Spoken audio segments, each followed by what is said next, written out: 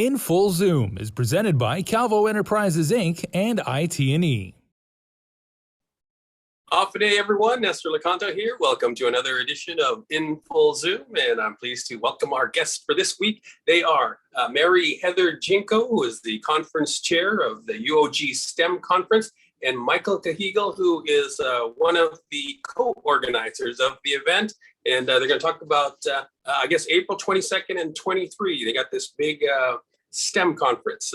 Let me start with you, Mary Heather. Tell us, first of all, what does the STEM acronym stand for? And tell us about a little bit about the conference. Yes, of course. So as you all may know, the STEM acronym stands for Science, Technology, Engineering, and Mathematics. And with this conference, we hope to highlight the different research projects that the students here at UOG have been pursuing within these different fields. And Michael can also share a little bit more about the general conference info in terms of like the dates and the times of our conference. Sure. Okay, go ahead, Michael. So this year's theme for the STEM conference is strengthening the roots of STEM. We, again, like Mary Heather said, we're trying to highlight the important projects of STEM that our students have for everyone. The conference will be held on April 22nd and 23rd from 9 a.m. to 4 p.m. And it is a completely virtual event, and registration can be done at the yogstemconference.eventbrite.com. It's free registration for all high school students, and for early registration, which is now until April 15th, for UOG and GCC undergraduates, it's $15. For UOG graduate student alumni, it's $20.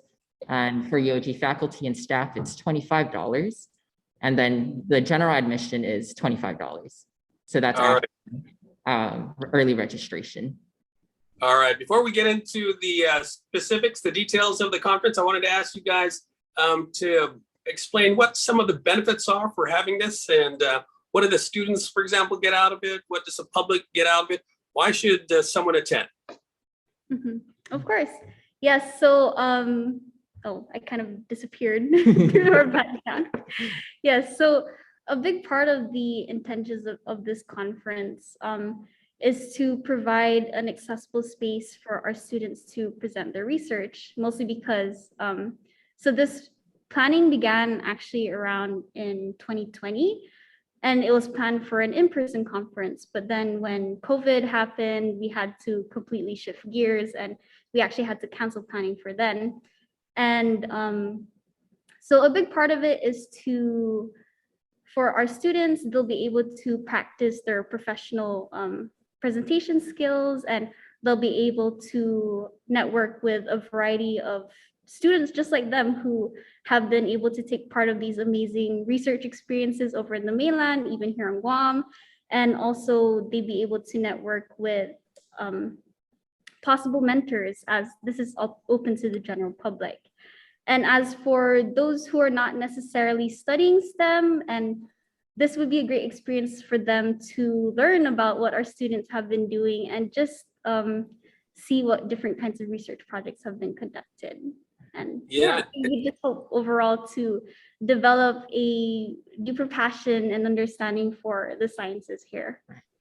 All right, and Michael, as Mary Heather said, you have presenters from all over the place, yeah? Tell us more about that. Yeah, so we actually have an exciting lineup.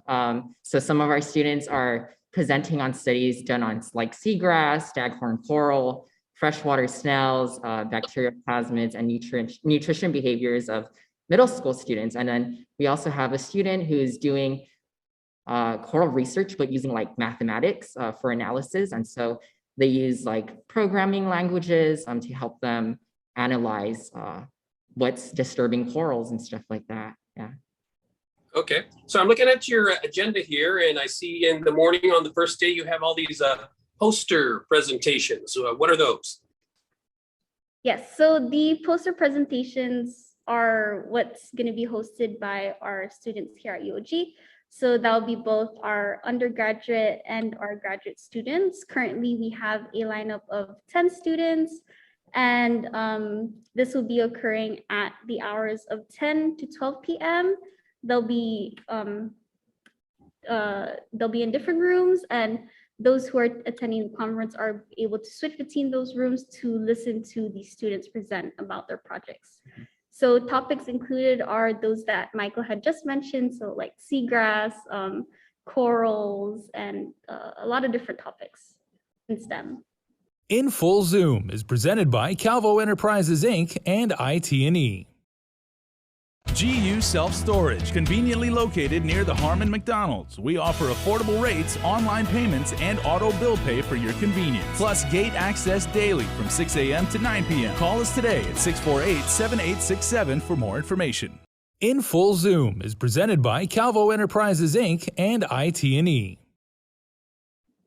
All right, so as you said, there are a lot of interesting topics on this agenda, and I'm looking through it. So I'm going to test your knowledge about the topics. The first one, didn't know there was going to be a test, did you? Okay, so the first one that caught my eye was this one by Daniel Salas Escabilas, who is a cancer biology PhD candidate. And he's going to be talking about a toolkit for applying to biomedical PhD programs, which I presume that's what he did. Tell us more about that. Yes, actually, so this is actually a great segue into another portion of our conference. So key things to highlight is we have our poster presentations, followed by a break, and then we have our live sessions, which are hosted by a variety of different people. So this would be graduate students or different organizations. So like you mentioned, Mr. Daniel, he is a UOG alumnus, and he is currently a cancer biology PhD candidate. Yes. And wow. Yeah, so his session, I believe he'll be focusing on providing like different tips on how to apply for grad school, and also like what it has been like for him as a PhD candidate within the medicinal sciences. Yeah, and I imagine that's not an easy thing to do. First of all, the field or the topic that he's selected is obviously cancer biology is very, at least to me, is just a very huge topic. But I imagine, Michael, that he's going to be able to provide a lot of very, very useful tips for students who may be thinking of pursuing a PhD candidacy in that sort of field or similar field, yeah? Right, yes, of course. And you just have to come to the STEM conference to find out. Nice one there, Michael. Okay, next quiz. There's one at PICASC, not sure what that is, on Guam and the Climate Adaptation for Resource Management Fellowship. That's John Borja will be leading that. Anything you know about that? Yes, so I believe this actually will be a panel session where they'll be discussing what their organization does, as they do a lot of research within the climate sciences. And I believe they might also be sharing what opportunities are available for our students within their organization. Okay. Yeah. And then, sorry. Yeah, I just want to add, especially as Guam is an island, we're hit pretty hard by the different changes in with climate change, and seeing as they're based here within the Pacific, it's such a unique perspective to be able to have them speaking about what are the stuff they've been doing here. Yeah. And just as a side note, I think, and correct me if I'm wrong, but I think your generation has placed a much more greater emphasis or focus on things like climate change and the environment, environmental awareness. Is that true? Yes, definitely. I think it's true that our focus is a lot on environmental change, because as an island, again, that's something we go through. I think that's something globally everyone goes through. And yeah, I'm just trying to find solutions to problems with things we can't really explain.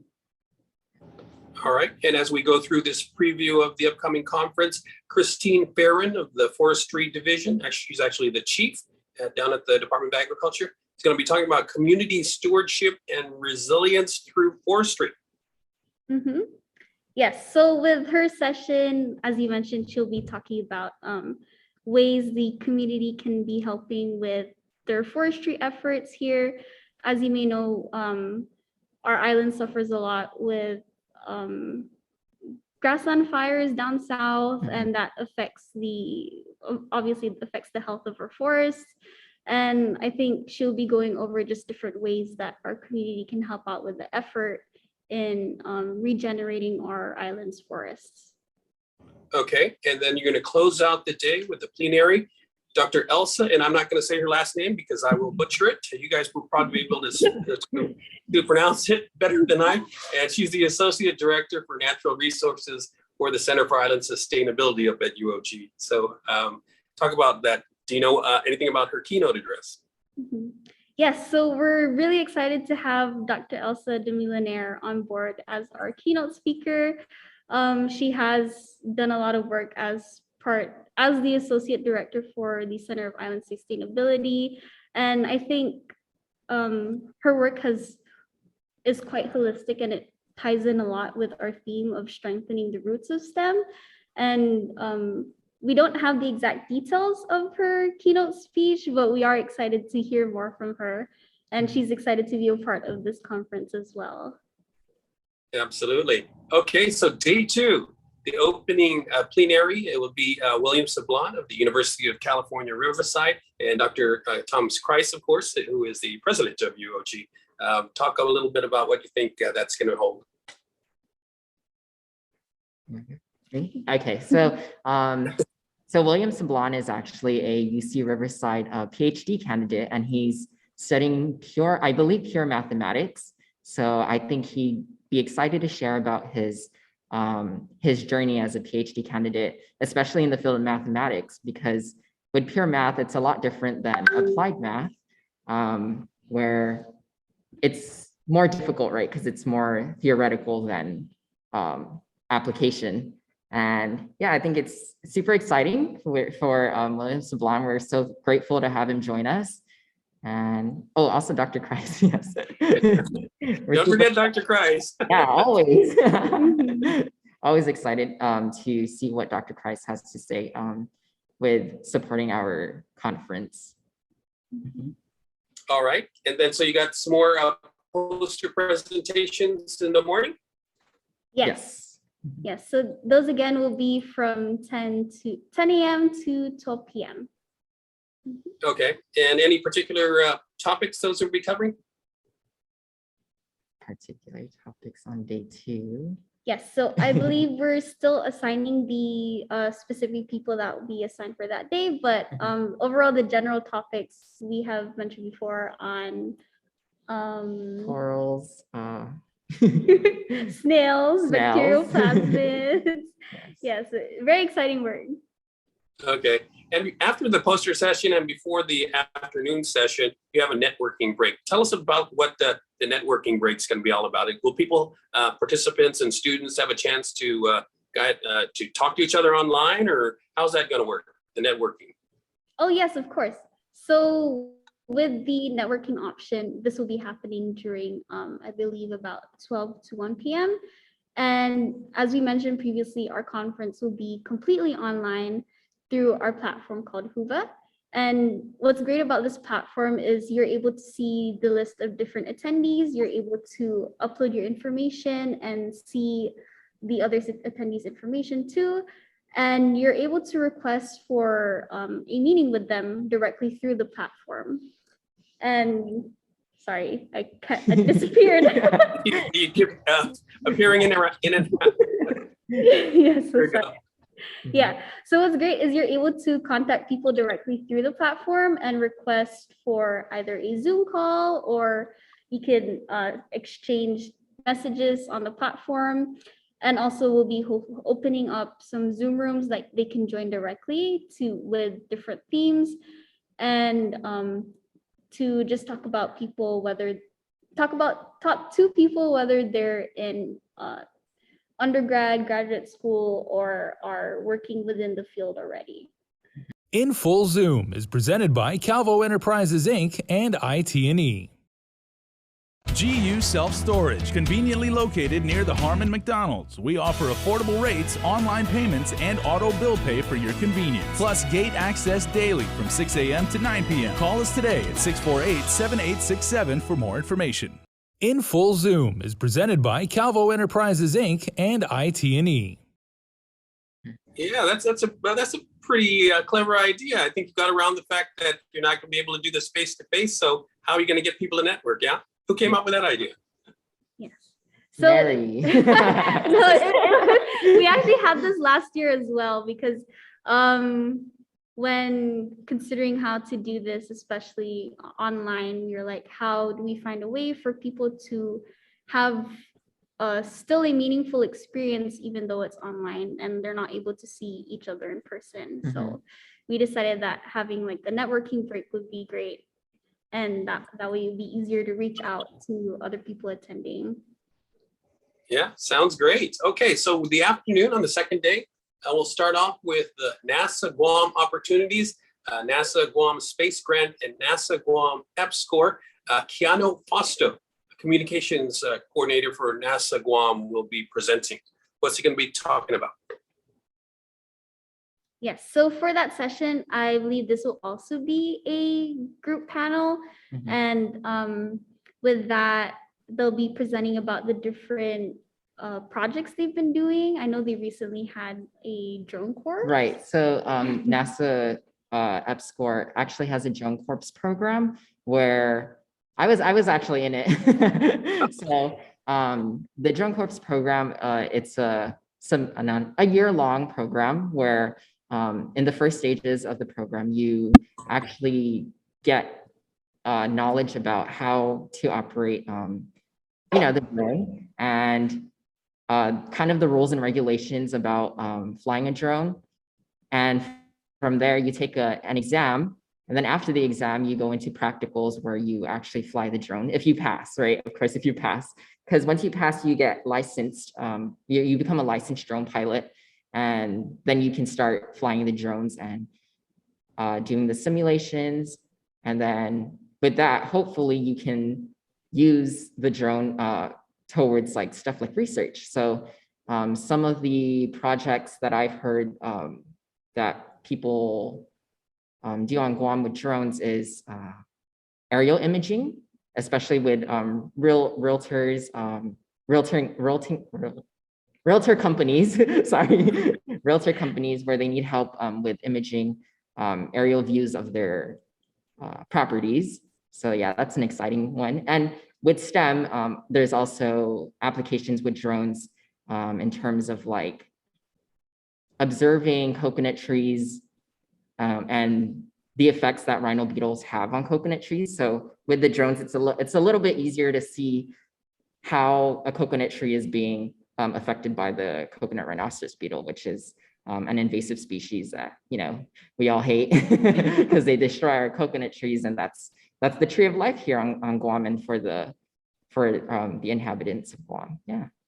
Absolutely. Just curious, are you familiar with the origins of NASA on Guam? Because for many years we always referred to it as the NASA tracking station down in Dundun. No, I'm not very familiar with it, but hopefully at their booth they'll be able to share the origins of NASA on Guam. Yeah, it's pretty exciting. Yeah, of course. Okay, and then we kind of shift a little bit, but the next presentation will be financial empowerment with the Bank of Guam. And Keanu Fausto is a presenter, Michale Benko at Harold Field, and Margarita Pangilinan, all of the Bank of Guam. What will they be talking about? Yes, so like you mentioned, they'll be doing a panel presentation more so geared towards a Q&A, where as you know, going through college and eventually going on to grad school, finances are a big part that you have to prepare for, and having them here at the conference talking about different ways to manage your different accounts and just be financially savvy, we think it'll be good for people to ask questions and learn more from them about that. In Full Zoom is presented by Calvo Enterprises Inc. and IT&E. GU Self-Storage, conveniently located near the Harmon McDonald's. We offer affordable rates, online payments, and auto bill pay for your convenience. Plus gate access daily from 6 a.m. to 9 p.m. Call us today at 648-7867 for more information. In Full Zoom is presented by Calvo Enterprises Inc. and IT&E. Okay, only a couple of topics left, but the next one is the plate tectonic history of the Philippine Sea Plate and Guam. And Susanna van de Lagamat, I hope I said that right. She's a PhD candidate with Utrecht University in the Netherlands. Talk about that. Yes, so we're excited to have her. Hopefully she'll still be able to make it to the conference because there has been some scheduling issues that we're working out with her. But if she still is able to make it, she'll be talking about her research being done on the Philippine plate, which is, I think, hasn't really been, we haven't really had much research to hear about it, like specifically from PhD candidates, especially here in Guam. And originally she was supposed to come here in April and take samples in Guam and in the Marianas. Their schedule has been delayed, so we're hoping that she can join us virtually while she's still in the Netherlands. All right. And then the final one, which we actually have done stories on here at KUAM, is beekeeping on Guam with Christopher Rosario of the Guam Beekeepers Association. That's always a fun topic. Mm-hmm. Yeah, so we reached out to them because we thought it would be fun to hear about as well. Honeybees are a bit threatened here in Guam, and we just wanted to hear more about what are the different things they've been doing at their organization to help this field flourish, especially with the agricultural community and so on and so on. All right, and then it's going to wrap up with a closing plenary, as these kind of events typically do. What do you hope will be the takeaway? What will be your some of your major takeaways, each of you? Let me start with you, Michael. Okay, so the main takeaway I want everyone to have is to see the importance of STEM, especially on island, to see why it's important, right, to have these kind of research projects for our students. And yeah, I think it's just exciting for students. I feel like because this is a completely student-led conference, it proves to show that our students are very excited, very motivated to share what they have been doing and what they, how we can use STEM to contribute to helping issues in our society. All right, and Mary Heather?